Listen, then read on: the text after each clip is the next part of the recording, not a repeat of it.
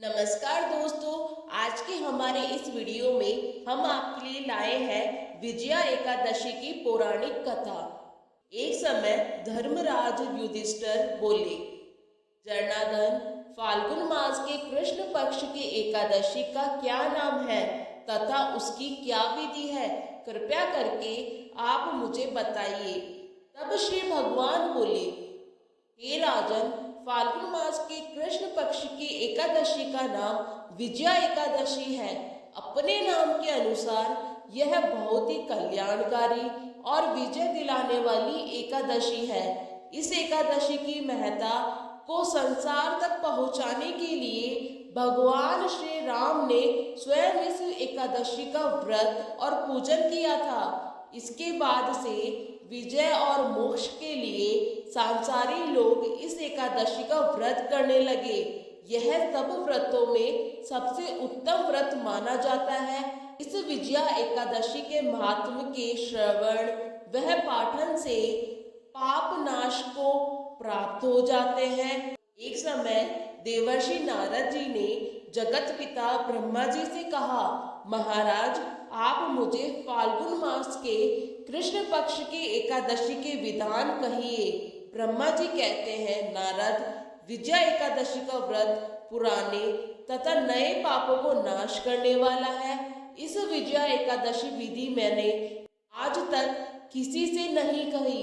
यह समस्त मनुष्य को विजय प्रदान करती है। त्रेता युग में मर्यादा पुरुषोत्तम श्री राम को जब 14 वर्षों का वनवास हो गया, तब वे श्री लक्ष्मण तथा सीता जी सहित पंचवटी में निवास करने लगे।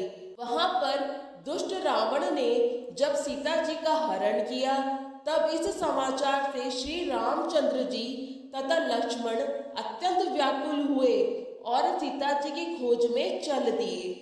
घूमते घूमते जब वह मरणासन जटायु के पास पहुंचे, तो जटायु उन्हें सीता जी का वृतांत सुनाकर स्वर्ग लोक चला गया। कुछ आगे जाकर उनकी सुग्रीव से मित्रता हुई और बाली का वध किया। हनुमान जी ने लंका में जाकर सीता जी का पता लगाया और उनसे श्री रामचंद्र जी और सुग्रीव की मित्रता का वर्णन किया। वहां से लौटकर हनुमान जी ने भगवान राम के पास आकर सब समाचार कहे। तब श्री रामचंद्र जी ने वानर सेना सहित लंका की ओर प्रस्थान किया। जब वह समुद्र के किनारे पहुंचे, उस अगाध समुद्र को देखकर लक्ष्मण जी ने कहा, इस समुद्र को हम किस प्रकार से पार करेंगे? श्री लक्ष्मण जी ने कहा, हे पुरुषोत्तम, आप आदि पुरुष है, सब कुछ जानते हैं। यहाँ से आधा योजन दूरी पर कुमारी द्वीप में वकलाद भय नाम के मुनि रहते हैं। उन्होंने अनेक ब्रह्मा देखे हैं। आप उनके पास जाकर इसका उपाय पूछिए। लक्ष्मण जी के इस प्रकार के वचन सुनकर श्री रामचंद्र जी वकलाभय ऋषि के पास गए और उनको प्रणाम करके बैठ गए। मुनि ने भी उनको मनुष्य रूप धारण किए हुए पूर्ण पुरुषोत्तम समझकर उनसे पूछा, हे राम, आपका आना कैसे हुआ?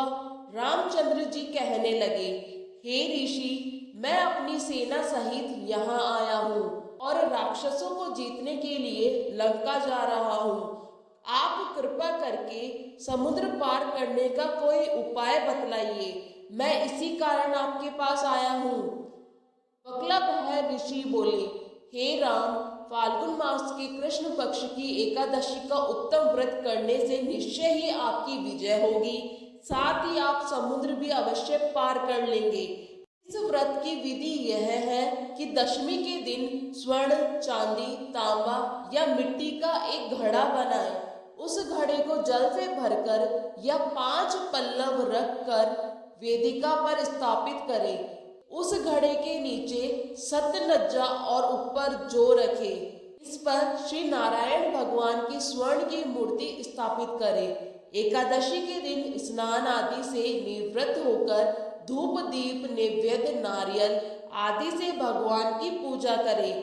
तत्पश्चात घड़े के सामने बैठकर दिन व्यतीत करें और रात्रि को उसी प्रकार बैठे रहकर जागरण करे।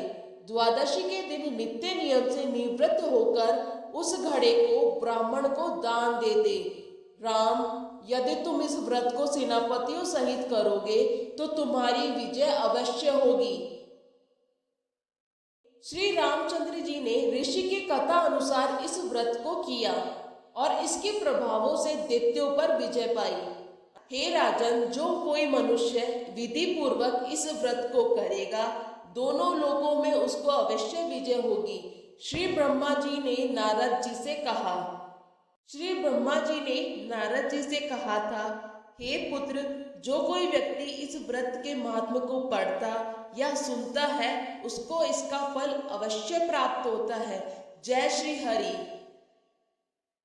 बोलो विष्णु भगवान की जय।